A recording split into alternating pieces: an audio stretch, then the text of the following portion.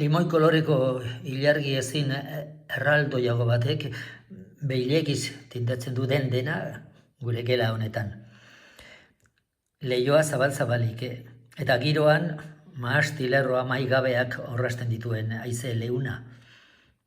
Dena isilik.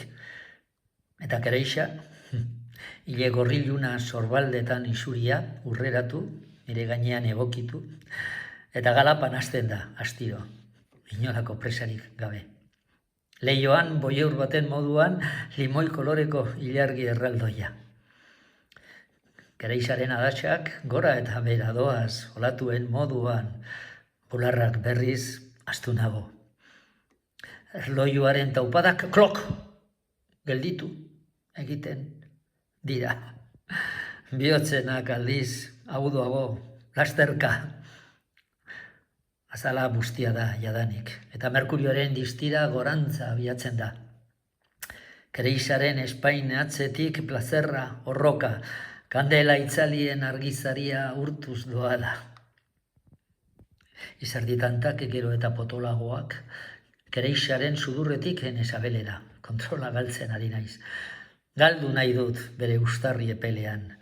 Merkurioak birrindu egiten du kristalesko oditxoa, eta entxufetan, argazki makinen flashak bezala, kortozirkuitoek isiltasuna hausten dute, estanda txikiez. Kontrola erabat galduta, ederto, dena da ikara.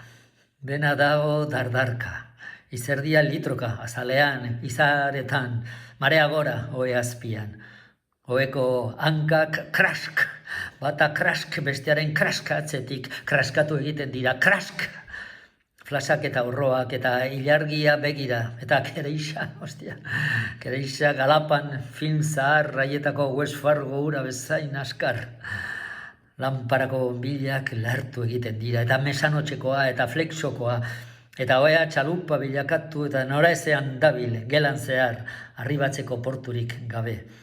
Estandak, ikara, 5.000 batioko horro batek birrindu egiten du beste guztia, 6-7 segundotan.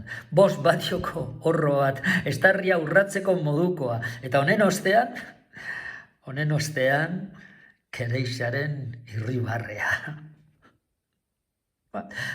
Auzokideak kolpeka ari dira, hormetan.